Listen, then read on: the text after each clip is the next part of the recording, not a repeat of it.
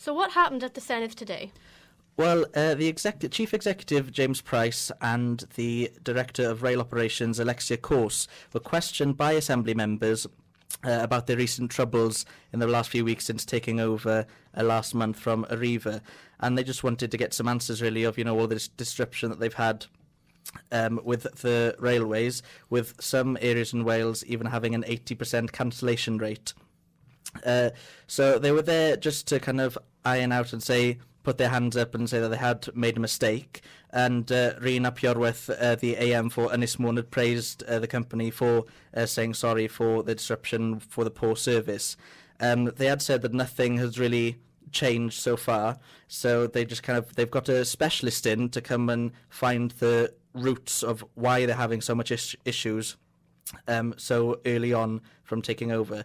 But James Price did tell the Assembly members that this wasn't the way that he intended to go forward. Headline message has been communicated quite effectively, which is that the service that we have been running is not the service that we intend to run or want to run. From a customer perspective, why that has happened is irrelevant. What's relevant is that it has happened and how we're going to fix it and how quickly we're going to fix it. So they admitted that they did something wrong, but what reasons did they actually give for the poor service? Well, one of the main ones that he touched upon quite often was the severity of the weather that we've been having compared to recent years before. He says that they've got some data looking at weather that's been from last year and the year before that, and they've all just gone worse and worse. So he says obviously they can't really control the weather and that type of thing, but also it comes down to unexpected train damage that they've had. They've had this thing called wheel flatting, where the shape of the wheels just go out of shape and they obviously don't run as smoothly. But he also took the blame a bit away from Transport for Wales at one point, saying that Arriva didn't really keep the quality up as they could have because they were coming to the end of their contract. It was clear to them that they'd kept the quality to the minimum that they can, because that's what the targets were in their contract. So the quality that it was left in really played a key role.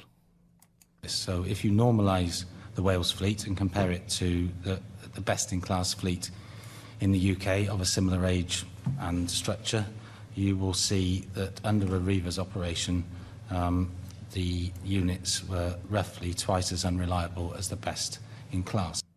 So despite the quality Arriva left the rail in, what did Transport for Wales propose to do to improve the service? Well, obviously, with them bringing in the specialists to find the key issues, they thought obviously that would help them a lot to actually get down to the root of the problem before taking anything forward. But they did say that they've already looked at improving maybe their driving techniques that they currently use, because they are quite similar to the way that Arriva used to do it.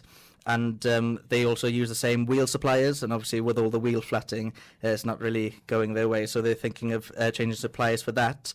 And to look at maybe further incidences, they've decided to put cameras on the front of the trains so they can scan to see what kind of goes on while they're going on the railway.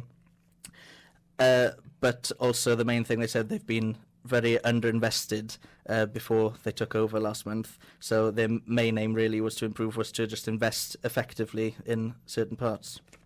Okay, thanks for that, Thomas.